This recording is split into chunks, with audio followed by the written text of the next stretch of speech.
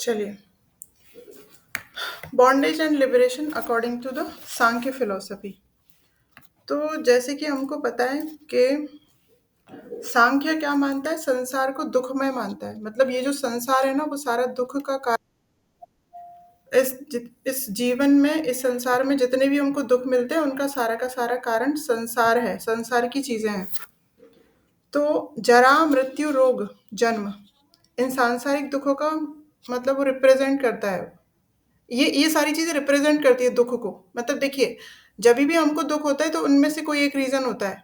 या तो बीमार होना, या किसी की अपने किसी नियर एंड डियर वन की, क्लोज़ वन की डेथ हो जाना, मतलब अपने से किसी कारण से अब किसी अपने का दूर हो जाना, ये एक दुःख का कारण होता है। दूसरा, कोई डिसीज़ हो जाना।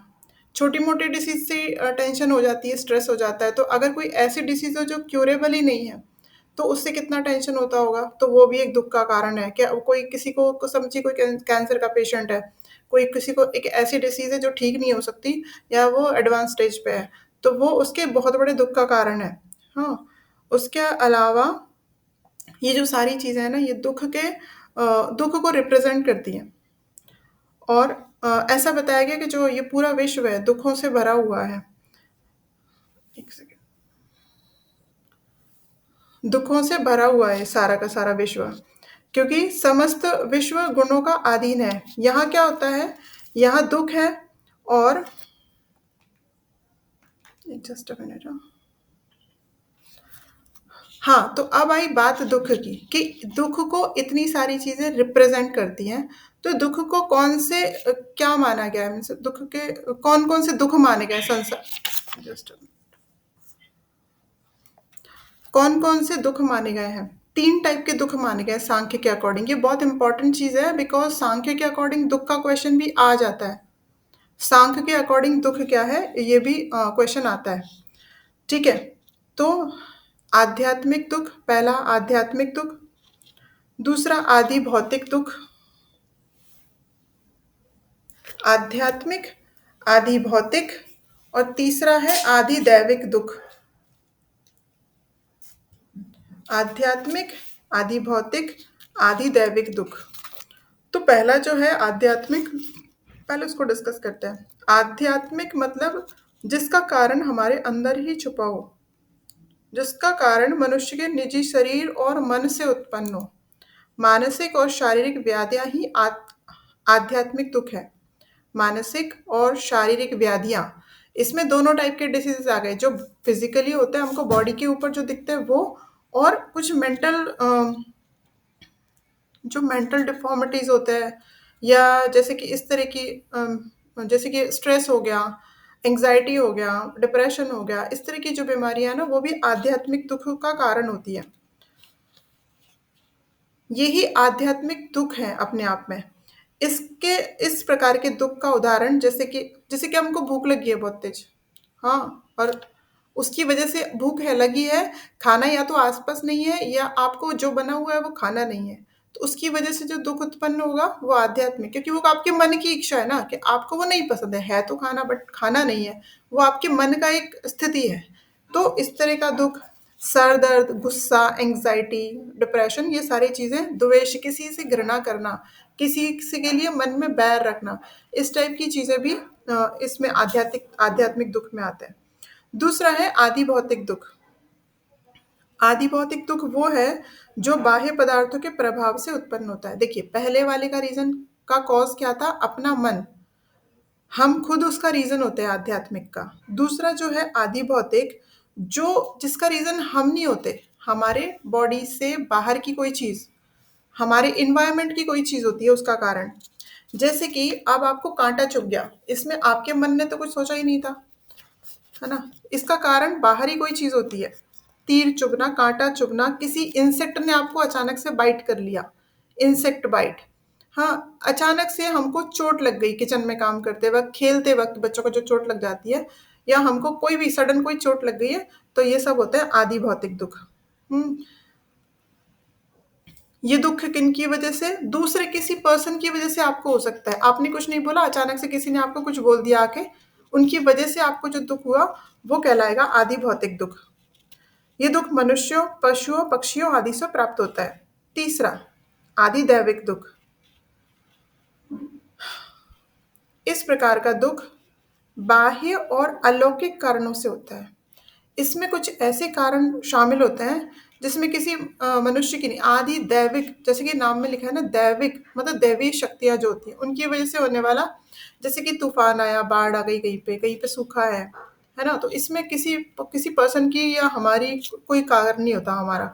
इसमें ऐसे है नेचुरल कैलामिटीज जिसमें आते हैं, तो वो ईश्वर की मर्जी, दैवीय प्रकोप जिनको बोलते हैं, ऐसे वाले जो, उनकी वजह से भी तो हमको दुख होता है ना। अब कहीं बाढ़ आई, कहीं तूफान आया, तो उतने घर बर्बाद हो गए, उतने किसानों की फसल बर्बाद हो गई, तो उस वजह से जो दुख हुआ उसमें ना वो खुद शामिल थे, ना दूसरा कोई पर्सन शामिल था, वो तो देवी शक्ति थी, वो नेचुरल कैलामिटीज थे, उसकी वजह से होने वाला दुख कहलाता है आदि दैविक दुख।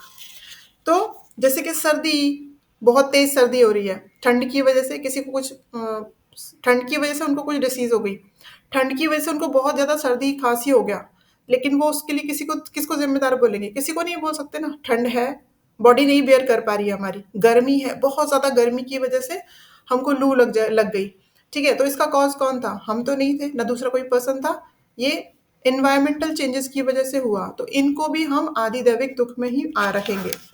सर्दी गर्मी आदि से मिलने वाले दुख भी आदि दैविक दुख है, ठीक है। इसके अलावा, तो ये तीन दुखों के बारे में क्यों बात की गई है सांख्य दर्शन में, बिकॉज इन तीनों टाइप के दुखों से छुटकारा ही मोक्ष है। मानव स्वभाव मतलब एक ह्यूमन नेचर कैसा होता है, वो दुखों से छुटकारा चाहता है, तो सांख्य दर्शन के अकॉर्डिंग इन तीनों टाइप के दुखों से छुटकारा ही मोक्ष है। तो इन तीनों से एक टेम्पररी छुटकारा कौन दिला सकता है हमको, मेडिसिन, डॉक्टर्स, ट्रीटमेंट, हमको एक, जैसे कि समझ ली रिहेबिलिटेशन वगैरह होता है, मीन्स कहीं पे कुछ प्रॉब्लम हुआ तो वहाँ पे जाके उनको बचाव काम वगैरह होते हैं, वहाँ पे कुछ चीज़ें पहुँचा दी जाती है उनके लिए, ठीक है, रेस्क्यू वगैरह कर लिया जाता है सब, तो वो एक टेम्पररी उपाय हुआ कि उनको जस्ट उस सिचुएशन से बाहर निकाल लिया गया, लेकिन क्या परमानेंट है, नहीं है। तो क्यों, क्योंकि इंसान को इन सब चीज़ों से परमानेंट छुटकारे की ज़रूरत है, ठीक है, तो वो केवल वर्तमान के दुख से नहीं बचना चाहता, वो चाहता है कि फ्यूचर में भी ऐसी चीज़ें ना हो, मुझे कोई दुख हो ही नहीं, ना मेरे मन की वजह से, ना दूसरे लोगों की वजह से, ना ईश्वर की वजह से, मुझे कोई दुख ना हो, ना कोई आंधी तूफान बारिश किसी तरह का आगे चल के, मुझे मेरी लाइफ अच्छी रहे, ये चाहता है हर कोई। तो दैट मीन्स वो क्या चाहता है, सारे दुखों से छुटकारा। तो यहाँ पे ये हमने दुखों की बात की, इन दुखों से छुटकारा ही मोक्ष है। तो मोक्ष एक्चुअली क्या हुई, मोक्ष एक ऐसी स्थिति हो गई यहाँ पे तीनों ही टाइप के दुख नहीं होते, और वो एक परमानेंट टाइम के लिए नहीं होते। ऐसा नहीं है कि अभी दुख सारे खत्म हो गए और फिर कल फिर वैसा का वैसा, मोक्ष ऐसी स्थिति नहीं है। मोक्ष इन चीजों से परमानेंट, सब चीजों का, इन सारे दुखों का परमानेंट सॉल्यूशन है। इसलिए मोक्ष को ही परम अपवर्ग या पुरुषार्थ कहा गया है, ठीक है। हम यहाँ पे बंधन और मोक्ष को समझ रहे हैं, तो मोक्ष की स्थिति कैसी होती है वो आपको एक्सप्लेन करना बहुत जरूरी है कि सांख्य के अकॉर्डिंग मोक्ष कैसा बताया गया है। जैसे कि हमको पता है कि पुरुषार्थ बोल दिया इन्होंने मोक्ष को, और हमको पता है कि धर्म, अर्थ, काम और मोक्ष, चार पुरुषार्थ होते हैं, तो इन्होंने धर्म और अर्थ को क्यों नहीं पुरुषार्थ बोला, परम अपवर्ग, परम मतलब जो अल्टीमेट गोल है वो बोला है मोक्ष को, बाकियों को अल्टीमेट क्यों नहीं बोला गया, बिकॉज धर्म और अर्थ मतलब अपनी ड्यूटीज करना और पैसे कमाना, मतलब मनी को अर्न करना, इनको परम लक्ष्य नहीं बोला गया, बिकॉज ये कभी ना कभी नष्ट हो जाते हैं। जो पैसा हमने जमा किया क्या वो कभी खर्च नहीं होगा, हमने कितना भी जमा कर लिया, हम लाखों करोड़ों, लेकिन अगर हम उसको बैठ के यूज करना शुरू करें तो कभी ना कभी तो टाइम ऐसा आएगा, और हमको ऊपर से डर भी लगा रहेगा कि बस अभी इतने ही बचे हैं, अभी इतने खर्च हो गए। तो एक वो ऐसी चीज है जो खर्च है, लेकिन मोक्ष अगर एक बार मिल गया तो फिर वो स्थिति दोबारा खत्म नहीं होती। इसीलिए मोक्ष को ही इन चारों में से अल्टीमेट गोल बोला गया है, परम अपवर्ग। तो यहाँ पे कह देना अनावश्यक ना होगा कि धर्म और काम को परम पुरुषार्थ नहीं माना जा सकता, काम को भी नहीं बोल सकते। काम मतलब अपने इंद्रियों का सुख, खाना पीना, सब चीजें करना, सारी मतलब सारी सुख की चीजें करना, तो वो भी कभी ना कभी खत्म हो जाती है। इसलिए केवल मोक्ष को ही परम अपवर्ग माना गया है, क्योंकि बाकी तीनों नाशवान है, वो नष्ट हो सकते हैं, लेकिन मोक्ष कभी एक बार मिलने के बाद नष्ट नहीं होगा, वो नित्य है। तो मुक्त सांख्य के अनुसार, ये जो मुक्ति की बात हो रही है, ये जो मोक्ष की बात हो रही है, ये मोक्ष एक्चुअली किसको चाहिए सांख्य के अकॉर्डिंग? सांख्य क्या बोलता है? तो सांख्यवादी जो है वो मानते हैं कि मोक्ष पुरुषा को जरूरत होती है, प्रकृति को नहीं। दो चीजें ना, दो अल्टीमेट चीजें मानी गई है। पुरुषा को माना गया है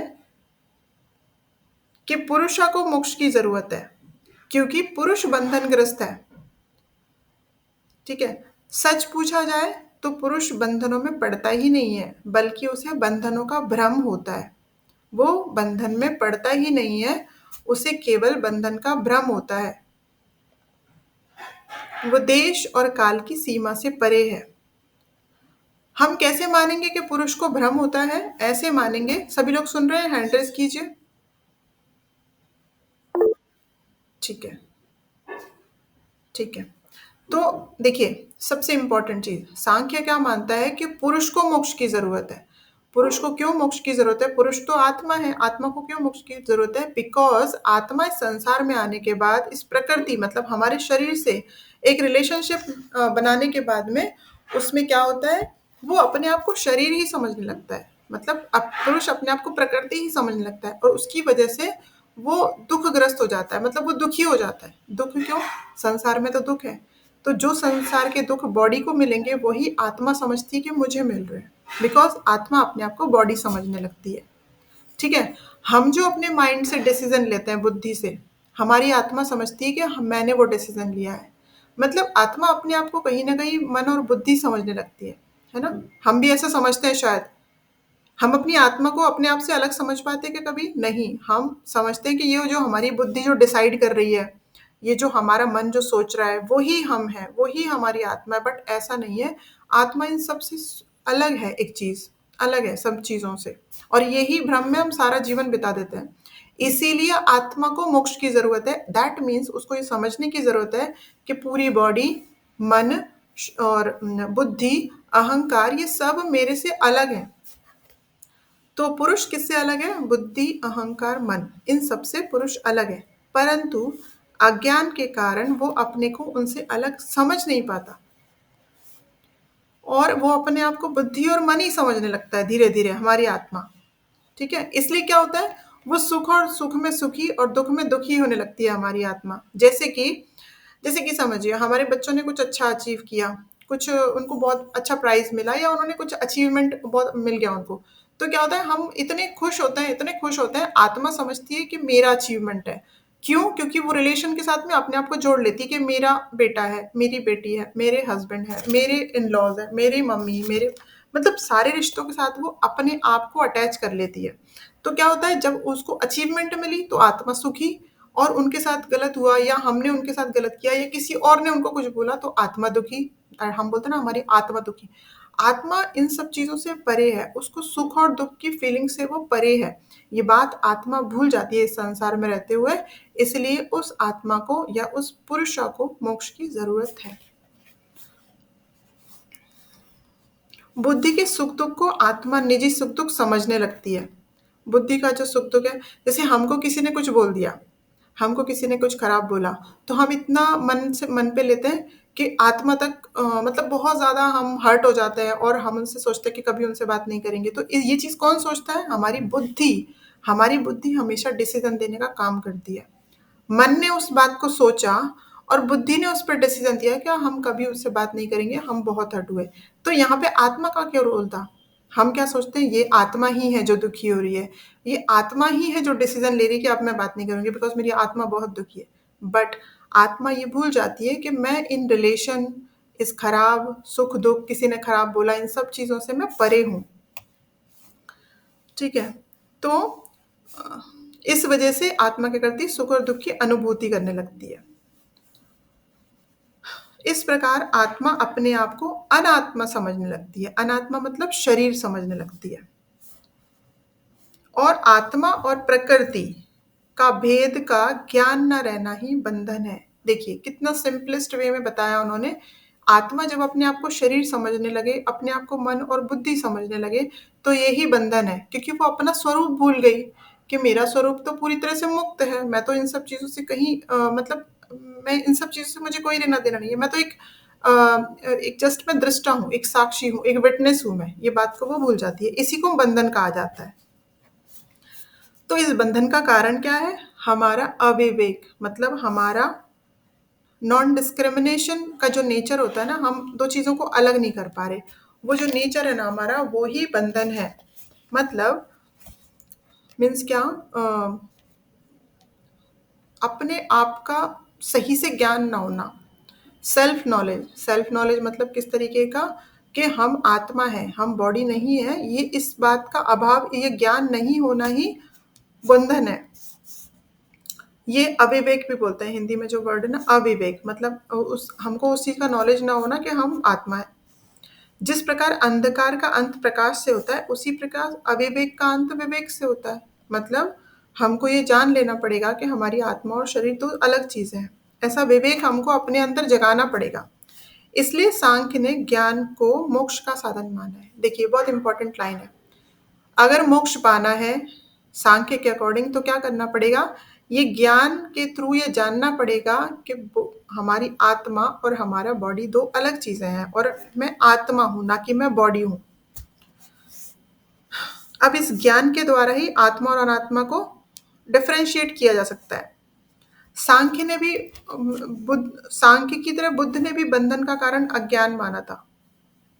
ठीक है। तो उन्होंने बोला था कि बंधन जो है उसको, बंधन से मुक्त होना है मतलब निर्वाण पाना है। लेकिन उन्होंने इसके लिए चार मार्ग बताए थे। चार आर्य सत्यों को जानना और उसके रास्ते पे चलना उन्होंने बताया था निर्वाण है। ठीक है। पर सांख्य ने क्या बोला? प्रकृति और पुरुष का ज्ञान आपने पा लिया ना, वो ही मोक्ष है। मतलब दोनों ने जो डेफिनेशन है ना वो अलग दी है। उन्होंने बोला निर्वाण अगर जाना है तो आपको चार आर्य सत्यों के बारे में जानना बहुत जरूरी है। पर सांख्य ने क्या बोला? ज्ञान का अर्थ है आत्मा और अनात्मा का भेद जानना, मतलब प्रकृति और पुरुष का भेद जानना। जब हमको मोक्ष की डेफिनेशन आती है ना, तो ये डेफिनेशन बहुत इंपॉर्टेंट होती है कि महात्मा बुद्ध ने क्या बोला, या फिर सांख्य फिलोसफी ने मोक्ष को कैसे डेफिनेशन, क्या डेफिनेशन दी है, कैसे डिफाइन किया है। ठीक है, यहाँ तक क्लियर है ना सभी को? हैंड रेज कर दीजिए बस, कि मोक्ष क्या है, बंधन क्या है, ये समझ में आ गया अभी हमको, है ना? ठीक है, अब आगे जाएंगे। मोक्ष की प्राप्ति कैसे, सांख्य के अकॉर्डिंग मोक्ष क्या है उन्होंने बता दिया। मोक्ष की जरूरत क्यों है ये बता दिया, कि तीन प्रकार के जो दुख थे उनसे मुक्त होना ही मोक्ष है। अब मोक्ष का डेफिनेशन भी दे दिया। अब मोक्ष को प्राप्त कैसे करें, हमको सब समझ में आ गया कि ये दुखों से छुटकारा पाना है, देन मोक्ष ये होता है। अब मोक्ष की प्राप्ति किस तरीके से की जाए? तो मोक्ष की प्राप्ति के अनुसार, मोक्ष की प्राप्ति के लिए सांख्य के अनुसार कर्म से ये संभव नहीं है। उन्होंने पहले ही बताया ज्ञान से संभव है। ज्ञान क्या? आत्मा और अनात्मा का भेद, मतलब प्रकृति और पुरुष का भेद। पर ये चीज कर्मों से संभव नहीं है, ऐसे बोला उन्होंने। मतलब आप कुछ कर्म करते रहोगे और मोक्ष मिल जाएगा, ऐसा नहीं है। क्यों? क्योंकि जब तक ये चीज जानी ही नहीं कि बॉडी और सोल अलग है, तो कितना ही कुछ कर्म करते रहो नहीं मिलेगा मोक्ष, उनका कहना है। क्यों बोला? बिकॉज कर्म दुखात्मक होते हैं। मतलब मोक्ष कर्म पाने के लिए अगर आप कोई कर्म कर रहे हो, मोक्ष पाने की इच्छा से अगर कोई कर्म करोगे, तो वो कर्म भी आपको कहीं ना कहीं दुख ही देगा। इसलिए क्यों? कर्म अनित्य है, तो कर्म से कभी मोक्ष नहीं मिलेगा। मोक्ष पाना है तो ज्ञान लो। ज्ञान मतलब आत्मा और बॉडी के का जो में जो डिफरेंस है वो जान लो। इसलिए उन्होंने बताया,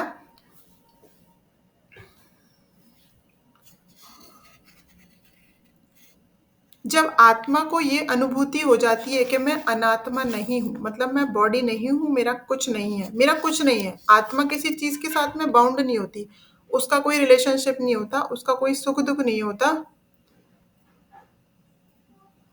एक एक जस्ट अ मिनट, एक मिनट के लिए रुकूंगी मैं बस।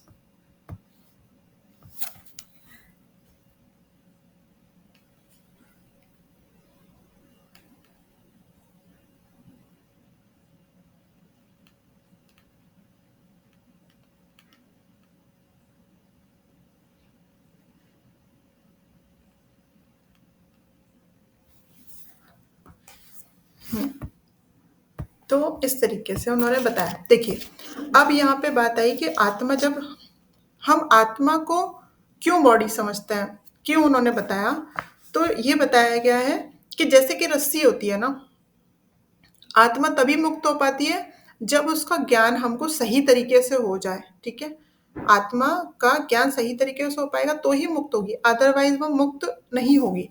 तो कैसे बताया गया है कि इस अनुभूति को पाने के लिए, आत्मा को मुक्त होने के लिए क्या करना पड़ेगा, मननम, श्रवणम मननम निधिध्यासन, इसकी प्रैक्टिस करनी होगी। अ, और मोक्ष को पाने के लिए, मोक्ष को पाने के लिए सांख्य के जो सांख्यवादी जो हैं, उन्होंने क्या तरीका बताया है। जैसे कि आपने देखा बुद्ध धर्म में क्या बताया, चार आर्य सत्य को जानना। यहाँ पे ज्ञान बताया, उसके अकॉर्डिंग उन्होंने, उसके अलावा उन्होंने क्या बताया, अष्टांग मार्ग का पालन करो।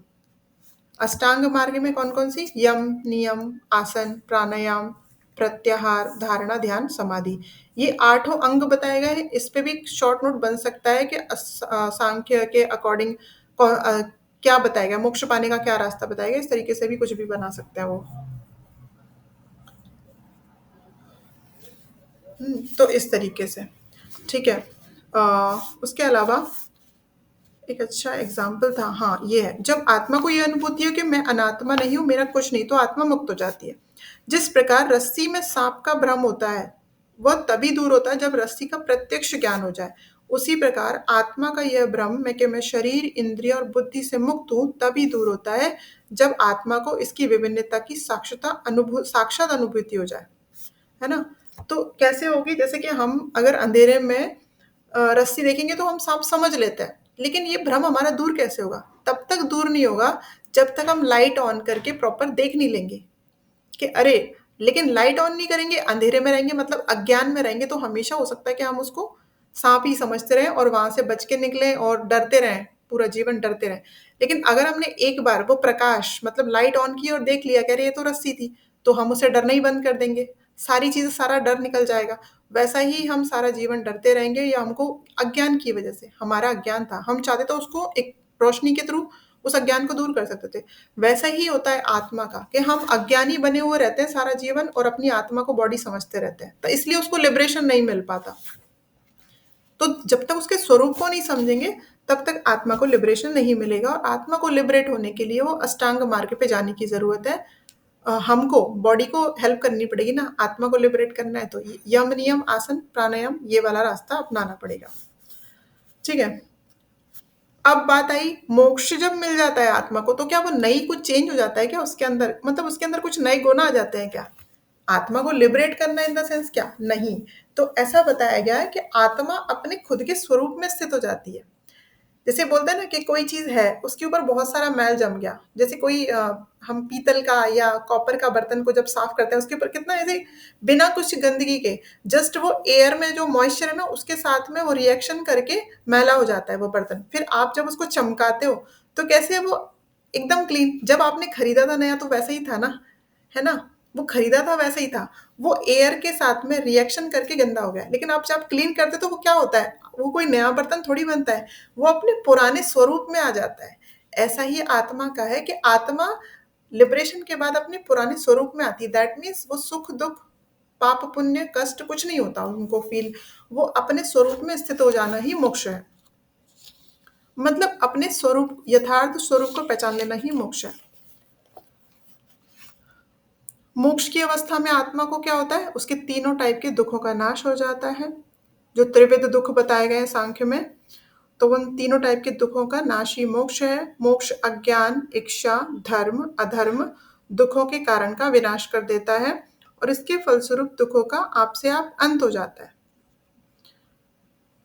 अब दूसरी बात, सांख्य क्या कहता है मोक्ष में, किसी जब हाँ कोई इंसान, जब कोई पर्सन मोक्ष के लिए प्रयास करता है, जैसे कि हम बहुत से इन लोगों को देखते हैं ना, साधु संतों को, कोई मोक्ष के लिए प्रयास कर रहा है, तो क्या मोक्ष पाने के बाद वो बहुत सुखी हो जाते हैं क्या, ऐसा एक क्वेश्चन आता है माइंड में। तो सांख्य इसका आंसर देता है कि मोक्ष में कोई सुख फील नहीं होता, सुख नहीं मिलता उसमें। तो क्यों ऐसे बताया गया है, उन्होंने बताया है दुखों का नाश तो होता है, वो तो तीन तरह के दुख थे, तीनों में सब तरह के दुख आ गए ना, संसार के सारे ही दुख आ गए तीन में, ठीक है ना। पर इसमें दुखों का अंत तो होता है, पर मोक्ष सुख रूप नहीं होता, इसमें कोई सुख नहीं मिलता।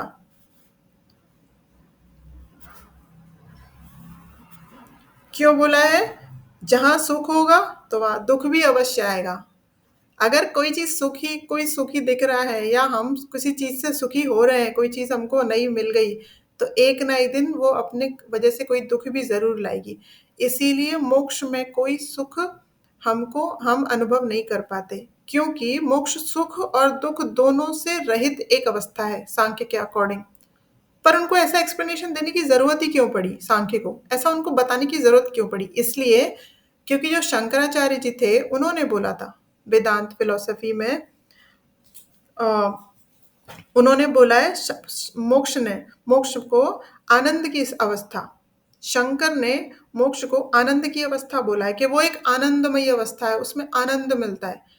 इसीलिए सांख्य ने मना किया कि ऐसा कुछ नहीं है कि आनंद मिलता हो, वो सुख और दुख दोनों से परे की अवस्था है, क्योंकि जहां सुख होगा वह दुख भी अवश्य आएगा। इसीलिए मोक्ष दुख से परे और सुख से भी परे माना जाता है।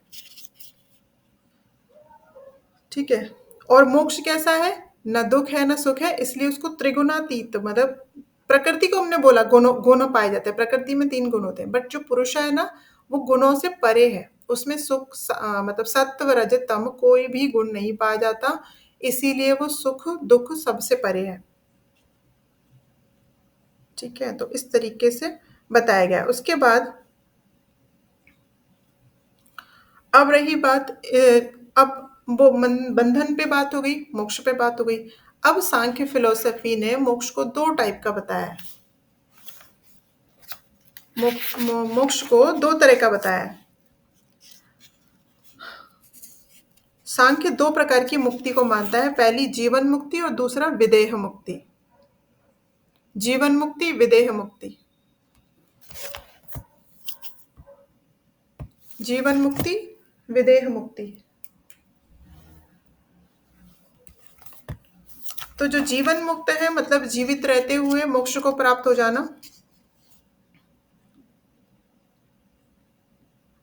वो कैसे होगा? अगर जीवित रहते हुए ही हम ये बात को जान गए कि पुरुष और प्रकृति 2 अलग चीजें हैं, और पुरुष और प्रकृति का भेद हम जान गए, तो ही वो जीवित रहते हुए ही मुक्ति की अवस्था है।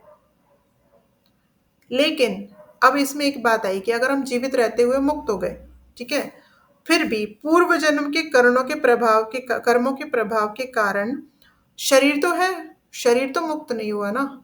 यानी कि शरीर रहेगा तो कुछ ना कुछ कर्म करते रहेगा वो, है ना। हमने तो ये मान लिया कि हमारी आत्मा लिबरेट हो गई, हमारी आत्मा और शरीर का हम समझ गए कि दोनों 2 अलग चीजें हैं। समझने के बाद अगर हमारा शरीर इसी संसार में है, तो कोई ना कोई कर्म तो करेगा, कोई ना कोई कर्म तो करेगा, और फिर वो जो कर्म करेगा उससे जो पाप पुण्य जमा होंगे उनका क्या? ये मीन्स एक क्वेश्चन है हमारे माइंड, तो इसका आंसर उन्होंने दिया है कि एक बार जीवन मुक्ति की अवस्था आने के बाद फिर उनके कोई कर्म संचित कर्म नहीं होते। संचित क्योंकि उनका शरीर रहे ना रहे संसार में, वो एक जैसा ही होता है। फिर उनको क्या होता है? पूर्व जन्म के कर्मों के प्रभाव के कारण उनका शरीर रहता है इस संसार में, विद्यमान रहता है। तो और शरीर उनके मुक्ति प्राप्त में बाधा नहीं डालता, मतलब शरीर कोई बाधा नहीं डालता। आत्मा को जो लिबरेशन मिल चुका है उसमें शरीर कोई कर्म करके बाधा नहीं डालेगा, शरीर जीवित रहता है। इसकी व्याख्या एक उपमा से की जा सकती है, जैसे कि कुम्हार जब कोई बर्तन बनाता है, कुम्हार जब कोई बर्तन बनाता है तो क्या होता है, बर्तन बनने के बाद जब वो उठा के उसको एक साइड भी रख देते हैं, लेकिन उनकी जो चक्की होती है ना वो लगातार चलती रहती है तब तक बिना घुमाए, क्योंकि उन्होंने इतना स्पीड में घुमाया था उसको कि बर्तन बन गया, साइड रख दिया, पर चक्की घूम रही है घूम रही है घूम रही है। ऐसे ही मुक्ति मिल जाने के बाद भी, जीवन मुक्ति मिल जाने के बाद भी शरीर जो चलते रहता है, शरीर जो संसार में है, वो कब तक? जब तक कि उनके पूर्व कर्मों का पूरा मतलब पूर्व कर्म के जो फल है वो कंप्लीट नहीं हो जाते, तब तक उनका शरीर रहता है। इस प्रकार की जो मुक्ति होती है उसको जीवन मुक्ति कहा जाता है। जीवन मुक्ति का मतलब है जीवित रहते हुए मोक्ष मिल जाना, शरीर के रहते हुए। इसी मुक्ति को सदेह मुक्ति भी कहा जाता है, मतलब देह के रहते हुए। ऐसी मुक्ति में क्या होता है, वो जो पर्सन है जिसको वो मोक्ष मिला है, वो अपने शरीर के साथ में उनका कोई रिलेशन नहीं रहता। वो दूसरे एक संसार में चले जाते हैं, उनका शरीर केवल इस संसार में रहता है। वो कर्म करता रहता है, परंतु उसके किए गए कर्मों का फल संचय नहीं होता। इसका मतलब है जीवन मुक्ति के बाद जो कर्म उनके शरीर के द्वारा किए जाते हैं, उनका कोई फल उनको आगे जीवन में नहीं मिलेगा। आगे जीवन तो होगा ही नहीं, क्योंकि आत्मा लिबरेट हो चुकी है, ये उनका आखिरी जन्म होगा। अब उनके बाद उनकी आत्मा कंप्लीटली लिबरेट हो जाएगी और दूसरे शरीर को धारण नहीं करेगी, कहने का मतलब। इसका मतलब ये हुआ कि मोक्ष मिल जाने के बाद शरीर जो भी कर्म करेगा उसका कोई फल संचित नहीं होगा, क्योंकि कर्मों की शक्ति समाप्त हो जाती है यहाँ पे जीवन मुक्ति के बाद। अब जो मुक्ति है दूसरे टाइप की, विदेह मुक्ति, वो शरीर के चले जाने के बाद जो मुक्ति होती है, अंतिम मुक्ति, जो मृत्यु के उपरांत होती है, उसे विदेह मुक्ति भी कहा जाता है। इस मुक्ति की प्राप्ति तब होती है जब पूर्व जन्म के शेष कर्मों का फल अंत हो जाता है। अब जब वो जो पूर्व कर्मों की वजह से जो शरीर बचा हुआ था, पूर्व कर्मों की वजह से जो शरीर चल रहा था, जो भी कर्म हो रहे थे बट बिना फलों के संचय के, अब वो शरीर भी जब नष्ट हो जाता है तो विदेह मुक्ति मिल जाती है कंप्लीटली। इस मुक्ति में शरीर का अभाव होता है। ठीक है। अब सांख्य ने शरीर कितने टाइप के माने हैं वो भी थोड़ा सा लिख लीजिए, कि शरीर उन्होंने दो टाइप के माने हैं, स्थूल शरीर और सूक्ष्म शरीर। ये भी इंपॉर्टेंट चीज है समझने के हिसाब से। छोटा एक एक्सप्लेनेशन है, शरीर कितने प्रकार के बताए गए हैं, स्थूल सूक्ष्म। स्थूल जो शरीर है हमारा, ग्रॉस जो बॉडी है, ग्रॉस बॉडी जो कि दिखती है, वो उसका निर्माण पंच महाभूतों से होता है। ठीक है, पंच महाभूत जो है ना, उनसे निर्माण होता है हमारे ग्रॉस बॉडी का।